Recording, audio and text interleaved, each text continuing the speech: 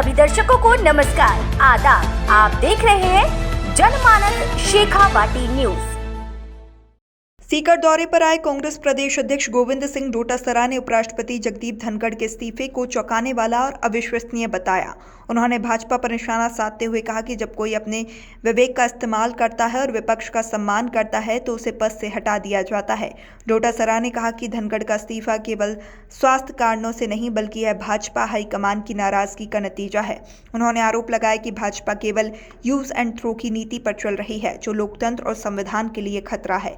डोटासरा ने धनखड़ के हालिया बयान विपक्ष दुश्मन नहीं होता है को उनकी आत्मा की आवाज़ बताया और कहा कि यही बात किसी बड़े नेता को चुभ गई। उन्होंने कहा कि यह इस्तीफा एम्स का मेडिकल बुलेटिन नहीं बल्कि लोकतंत्र की स्थिति पर सवाल खड़े करता है। जो इस्तीफा दिया जगदीप धनखड़ ने उपराष्ट्रपति ने, क्या कहेंगे, क्या कारण मानते हैं उन्होंने जो स्वास्थ्य कारण बताया इसमें? देखिए, हमारे उपराष्ट्रपति माननीय धनखड़ साहब का इस्तीफा हमारे सबके लिए बहुत ही चौंकाने वाला भी है और विश्वास नहीं हो रहा है कि माननीय धनखड़ साहब स्वास्थ्य कारणों से इस्तीफा दे रहे हैं। हालांकि उनका जो रेजिग्नेशन आया है वो स्वास्थ्य कारणों को बताया गया है, लेकिन आप समझ सकते हैं कि पूरे दिन राज्यसभा का संचालन करना और उसके बाद में 23 तारीख को उनका जयपुर में कार्यक्रम होना और महीने में 20 दिन उनके टूर होते रहते थे, तो ऐसे में अचानक इस तरीके का इस्तीफा आना एक तरीके से जो संकेत दे रहा है कि जो कुछ दिनों से उन्होंने अपनी बातें स्पष्ट रूप से मीडिया के माध्यम से किन्हीं प्रोग्राम के माध्यम से कहना शुरू किया था, वो कहीं न कहीं भारतीय जनता पार्टी हाईकमान को नागवार गुजरा। और मैं समझता हूँ कि धीरे धीरे परतें खुलेंगी, लेकिन किसान के बेटों के लिए, किसान के लिए, खेती के लिए इनकी सोच ही नहीं है भारतीय जनता पार्टी की। इनको केवल और केवल उनकी नज़र से ही पूरी देश और दुनिया को देखे और वो जो कहें वो करे। मैं समझता हूँ कि वो धनखड़ साहब नहीं कर पाए और ये जो हम आज देख रहे हैं कि उनका इस्तीफा हो गया है। तो राजस्थान में भी ऐसा हुआ था, काम कराया और फिर पद से हटाया, और अभी भी उपराष्ट्रपति जी भी जो इस्तीफा हुआ है, मैं समझता हूँ कि ये काफ़ी कुछ से कलैयाँ खोलेगा और नई बीजेपी बन रही है जिसमें हम दो हमारे दो, इसके अलावा कोई नहीं। अपना विवेक अगर किसी ने इस्तेमाल कर लिया तो उसको अंजाम भुगतना पड़ेगा। ये जो नया ट्रेंड चला है ये डरावना है, ये लोकतंत्र के लिए, देश के लिए, संविधान के लिए, सबके लिए खतरा है। इसलिए जब परतें खुलेंगी तो मैं समझता हूँ कि सारी चीज़ें स्पष्ट होंगी। लेकिन ये एम्स का बुलेटिन नहीं है, एम्स हॉस्पिटल का कोई बुलेटिन नहीं है कि धनखड़ साहब अब एक दिन भी कुर्सी पे नहीं बैठ पाएंगे, बोल नहीं पाएंगे।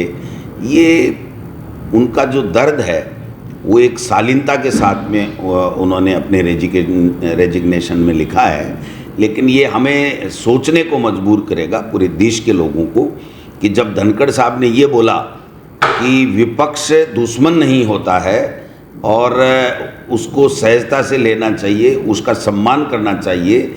अगर विपक्ष कुछ भी नहीं है, हम ही हैं, हम कहें सो सही, तो ये तो घमंड है। तो मैं समझता हूँ ये जो लाइन थी वो उनकी आत्मा से निकली हुई थी और इस लाइन को कहीं न कहीं किसी न किसी को बेचैन कर दिया और वो बेचैनी इस्तीफे के रूप में, धनखड़ साहब के इस्तीफे के रूप में हमारे सामने आई है। देखते हैं इसमें क्या है क्या नहीं है, ये सब चीज़ें आ जाएंगी। लेकिन मैं ये कहना चाहता हूँ, किसान और किसान के बेटे जो भारतीय जनता पार्टी में संघर्ष कर रहे हैं उनका वहाँ पर कोई स्थान नहीं है। केवल और केवल यूज एंड थ्रो जो काम है वो देश में चल रहा है भारतीय जनता पार्टी की तरफ से। ये किसान परिवारों के लिए ठीक नहीं है, किसान कम्युनिटी के लिए, वर्ग के लिए ठीक नहीं है। इसलिए हम सबको सोचना पड़ेगा कि हो क्या रहा है। ये ठीक है, उन्होंने माना है कि भाई मेरा स्वास्थ्य ठीक नहीं है, तो आज हम मान सकते हैं कि स्वास्थ्य ठीक नहीं है, लेकिन एक न एक दिन सच्चाई आएगी कि वास्तव में स्वास्थ्य ठीक नहीं है या इनका जो विवेक है, जो अपना इस्तेमाल करने लगे हैं, उनसे किसी दूसरों का स्वास्थ्य बिगड़ रहा है, ये सब चीज़ें हमें देखने को मिलेंगी। क्या इसको किसी राजनीतिक वरिष्ठ नेता जो भाजपा के हैं उसको खुश करने के लिए भी माना जा सकता है? नहीं, देखिए, किसी को आप इंसल्ट करके किसी को खुश करो, ऐसा नहीं हो सकता। मेरा ऐसा मानना है कि देश में सत्ता में तीसरी बार बीजेपी है, तो उनको इस तरीके से किसी को खुश करने के लिए किसी को इंसल्ट करे, ये बात नहीं है। बात और कोई बड़ी है जो धीरे धीरे सामने आएगी, तब पता चलेगा।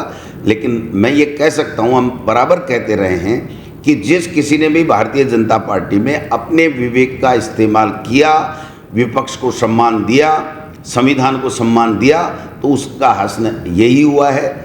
मैं समझता हूँ कि आगे नई बीजेपी पनप रही है जो देश के लिए डरावनी है। सभी दर्शकों को नमस्कार, आदाब। आप देख रहे हैं जनमानस शेखावाटी न्यूज।